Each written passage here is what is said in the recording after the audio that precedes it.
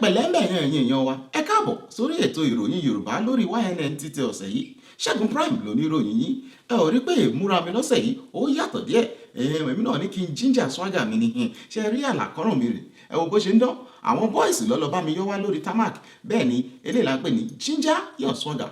Ẹ jẹ́ máa bá ròyìn lọ. Ṣáájú kókó olú ìròyìn. Ọ̀sẹ̀ yìí la fẹ́ ṣe ọdún olólùfẹ́ tí a mọ̀ sí Valentine. Ẹ dákun ta ló bá wa rí olórí orílẹ̀-èdè Nàìjíríà o. Ọwọ́ tẹ ọ̀gbẹ́ni kan tó fi mílíọ̀nù $9 pamọ́. Ayẹyẹ ìgbéfẹ̀ fún àwọn akọrinta ní orílẹ̀-èdè Amẹ́ríkà tí a mọ̀ sí Grammy. Ká tó máa bá ròyìn lọ, ẹ já polówó ọjà náà, mò ń bọ̀.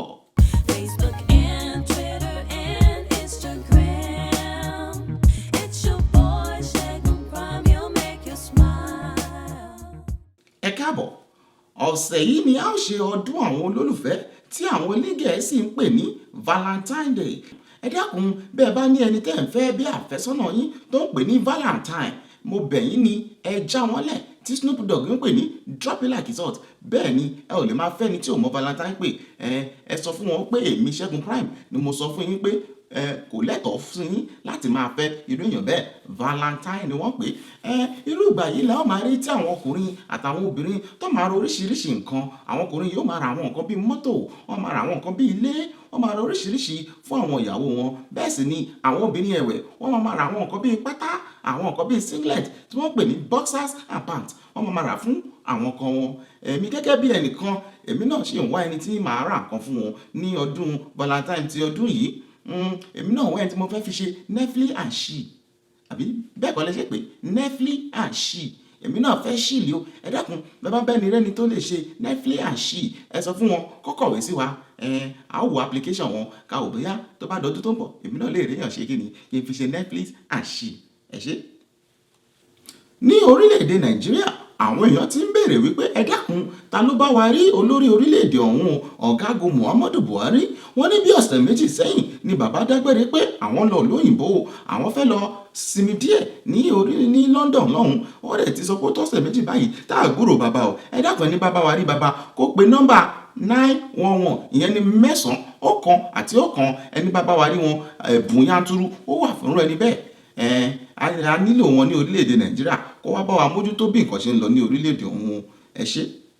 Ní orílẹ̀-èdè Nàìjíríà yìí bákan náà láti ń gbọ́ nípa ọ̀gbẹ́ni kan tó jẹ́ olè, ọ̀fọ́n, ọ̀kánjúwà, ọmọ ẹranko yáyo. Arákùnrin yìí jẹ́ ìkànnà àwọn adarí iléeṣẹ́ tó mójútó ọ̀rọ̀ epo ní orílẹ̀-èdè Nàìjíríà, ìyẹn NNPC ní ìgbà kan rí o. Wọ́n ká arákùnrin yìí pẹ̀lú mílíọ̀nù $9. $9 million.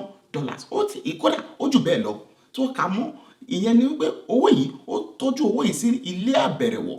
Tẹ bá rí ilé ọ̀hún ẹ kò tilẹ̀ lè mọ̀ wípé irú owó tó báyìí ó ń bẹ́ẹ̀ bẹ́ẹ̀. Èyí tó wá yani lẹ́nu jù nínú gbogbo ọ̀rọ̀ yìí ni wípé inú ilé tó rí kóróbó tó báyìí ìṣe ló gbé ẹ̀rọ òtútù tí a mọ̀ sí air condition AC ó gbé síbẹ̀ o kí owó ọ̀hún kó bá lè máa tutù, kó máa tutù mìnì. Ìyẹn náà pè ní owó tútù tí àwọn olóyìnbó ń pè ní cool cash. Cool cash, owó tó ń yẹ̀yẹ́ bùkátà, owó tó ń dojú bòṣì. Òun lárákùnrin yìí, òun nìkan ó tọ́jú ẹ̀ síbẹ̀. Ẹ wá rí pé ìyà sì ń jẹ mẹ̀kúnnù lórílẹ̀-èdè Nàìjíríà o. A sì ń sọ pé dọ́là kan ó ti di 500 naira ní orílẹ̀-èdè Nàìjíríà. Ó sì ń yà wá lẹ́nu pé kí ló ṣẹlẹ̀ tí dọ́là fi ń gbéra sókè. Èyí tó yà mí lẹ́nu jù ń bẹ̀.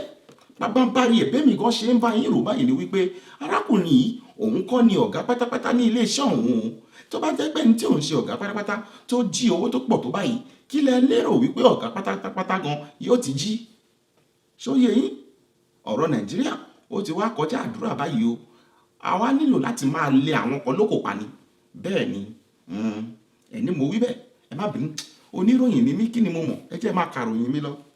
Ẹ jẹ́ àkọjá sí orílẹ̀-èdè Amẹ́ríkà. Ní alẹ́ yìí ni wọ́n ṣe ayẹyẹ ìgbéfẹ̀ fún àwọn akọrinta ní orílẹ̀-èdè ọ̀hún. Ayẹyẹ yìí ni a mọ̀ sí Grammy. Oríṣiríṣi nǹkan ló ṣẹlẹ̀ ní Grammy yìí, bọ̀ pàtàkì jùlọ nínú gbogbo rẹ̀ tá a fẹ́ sọ̀rọ̀ pa lálẹ́ yìí ni arábìnrin ọmọbẹ̀nìyàn sí tí a mọ̀ sí Beyonce.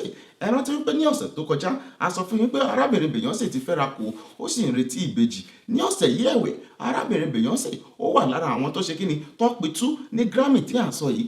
Bẹ́ẹ̀ bá rí nǹkan tí arábìnrin yìí ṣe, ẹ máa rò bóyá yèyé Ọ̀ṣun ó ti gba visa láti wá sí Amẹ́ríkà ni. àfi bí àwọn tó ń ṣe ọdún Ọ̀ṣun Òṣogbo o. Ẹ wo díẹ̀ bẹ́ẹ̀, ẹ má jẹ́ sọ̀rọ̀ jù. Láìla ìlàlá ṣáì lákúlè. Òun lẹ́ ń wò yẹn o, ẹ̀yin èèyàn wa.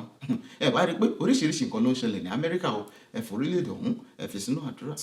A ò ní lè rejù báyìí lọ lọ́jọ́ tòní o. Ẹ ṣé tí ẹ̀ ń wò wá, ojú tẹ fi ń wò wá, ojú òun ò ní fọ́ o. Ẹnu tẹ sì fi ń rẹ́rìn sí ìròyìn kàyéfì wa, ẹnu òun ò ní ká lẹ́yìn o. Ẹ̀yin obìnrin, a tún kí yín lẹ́ẹ̀kan sí ẹ kú ọdún olólùfẹ́.